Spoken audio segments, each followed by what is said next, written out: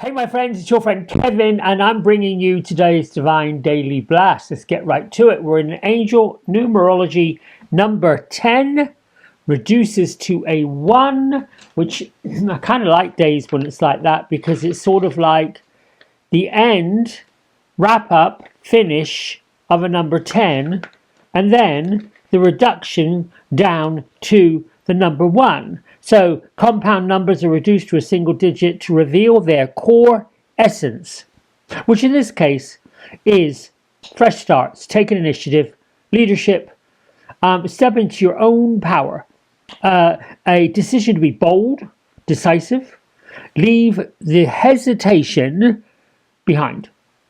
It's also an indication to get into your individualism and your drive. It highlights the importance of personal willpower and also the courage to change your own destiny, which ultimately, my friends, is guided by your intuition. Now, where I can't think and I don't know, and it went away, I think the moon today is in the sign of Gemini. But for the life of me, no, I think it disappeared. My little Yasmin Bolan cheat sheet went bye-bye. But the moon is in the sign of Gemini. Probably have to go to, I can't find it. If I can find it later, I will. That's part of my process, using skills and tools from really highly respected artisans to bring you this information.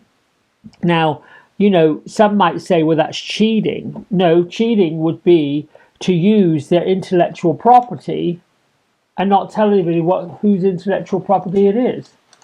And I happen to believe that if somebody takes the time and the trouble to do the research on my behalf, I want to give the nod to them and say, attaboy, thank you. I appreciate your extra work. Moving on. My isms. I am an instrument of love and healing. This I know myself to be. You can use these. You can stand in the mirror, look at your reflection and repeat them. I am magnificent. Really? Yes, really. Why do we not tell ourselves that on a regular basis? What is up with that? Because truly, all of the cells in your body work independently of you being conscious of what they're doing. And every so often, the cells of your body really have to extinguish themselves because new cells are coming. The ability to really act without being conscious of it. You know intuitively that you like the taste of something because you can taste it in your mouth. And then you decide, I know where I can go and get whatever it is you want the taste of. And then you decide, my mouth is already salivating because it's already creating the digestive juices to break that down when I put it in my mouth and swallow it. Do you get what I'm saying? That is literally magnificent. I am open and receptive to all the good and abundance in the universe. Well, why would you not be open and receptive to it? That's the question. You could say, I haven't got, all those things, which at the very moment that you're making the declaration, you probably don't.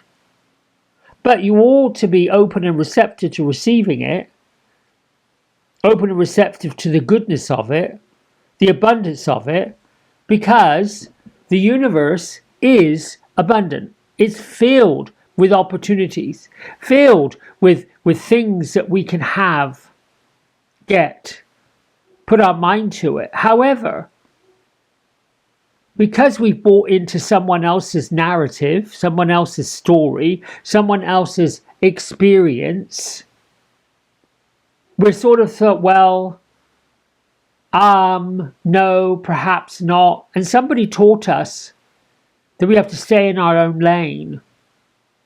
I've been watching recently an awful lot of period drama.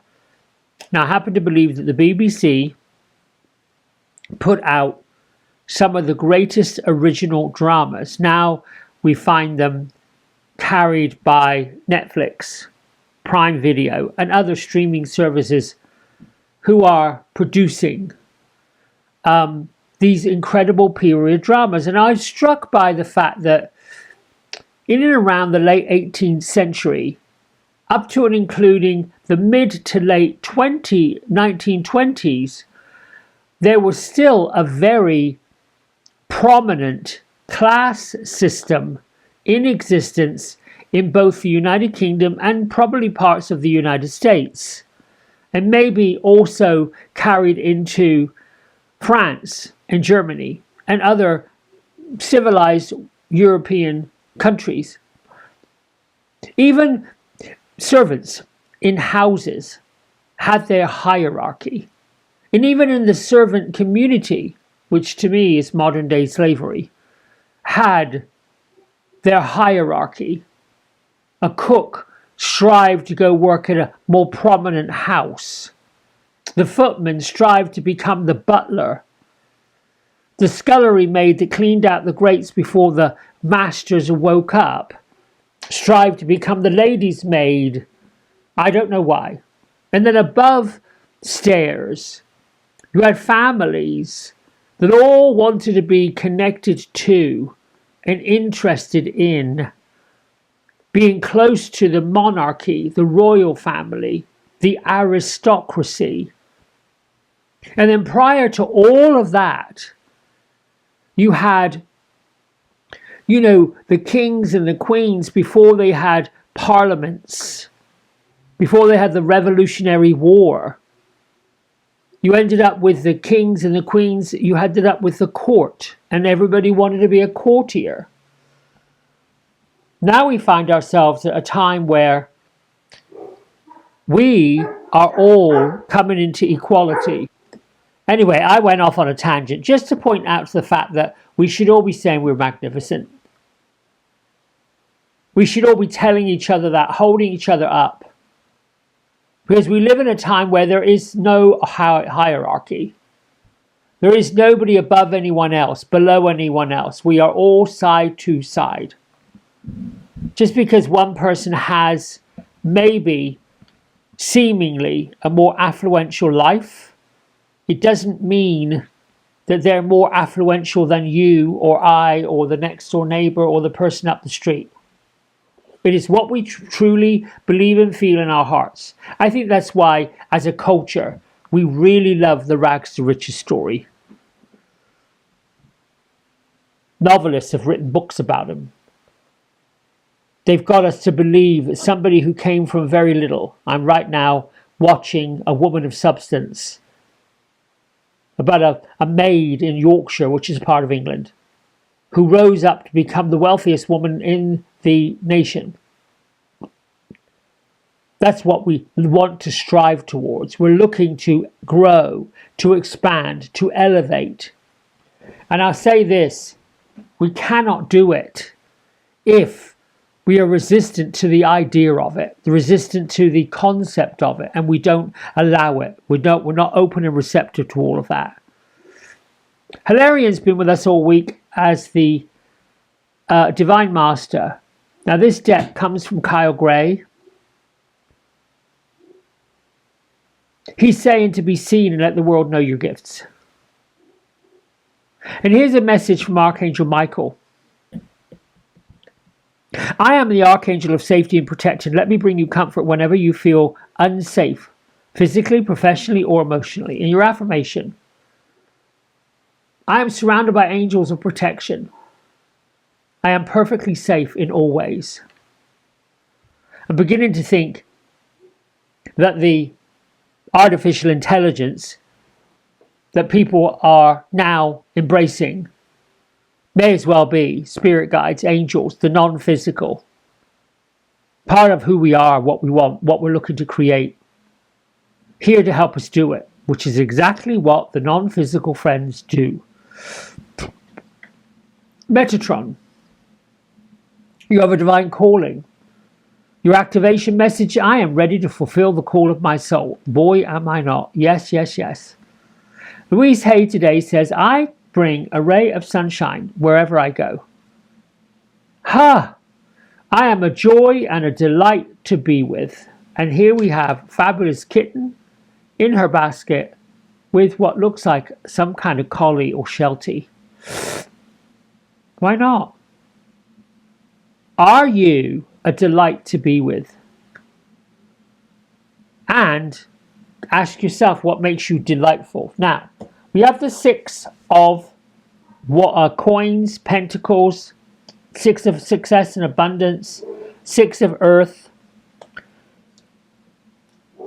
Actually, that was yesterday's.